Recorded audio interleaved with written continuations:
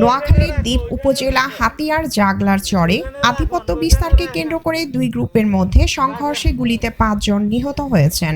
এ ঘটনায় আহত হয়েছেন অন্তত ৮ থেকে ১০ জন। মঙ্গলবার ২৩ ডিসেম্বর সকাল ১০টার দিকে হাতিয়ার শুকচর ইউনিয়নের জাগলার চর গ্রামে এই গোলাগুলির ঘটনা ঘটে। নিহতদের মধ্যে আলাউদ্দিন বয়স ৪০, শুকচর ইউনিয়নের চর আমানুল্লাহ গ্রামের বাসিন্দা। অপর ৪ জনের পরিচয় এখনো নিশ্চিত করতে পারেনি পুলিশ।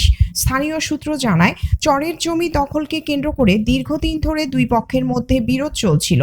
এরই জেরে মঙ্গলবার সকালে উভয় পক্ষ মুখোমুখি হয়ে বন্দুকযুদ্ধে জড়িয়ে পড়ে। পুলিশ জানায়, দুর্গম চরাঞ্চল হওয়ায় বিকেলে ঘটনাস্থলে পৌঁছানো সম্ভব হয়। একটি মরদেহ নোয়াখালী জেনারেল হাসপাতালে এবং 4টি মরদেহ ঘটনাস্থল থেকে উদ্ধার করা হয়েছে। ময়নাতদন্ত শেষে মৃত্যুর সঠিক কারণ জানা যাবে। রিপোর্ট ফখরুল ইসলাম নিশো, প্রতিনিধি হাতিয়া উপজেলা, পালস লাইন 24। পালস লাইন 24, জেগে থাকি, জানিয়ে রাখি।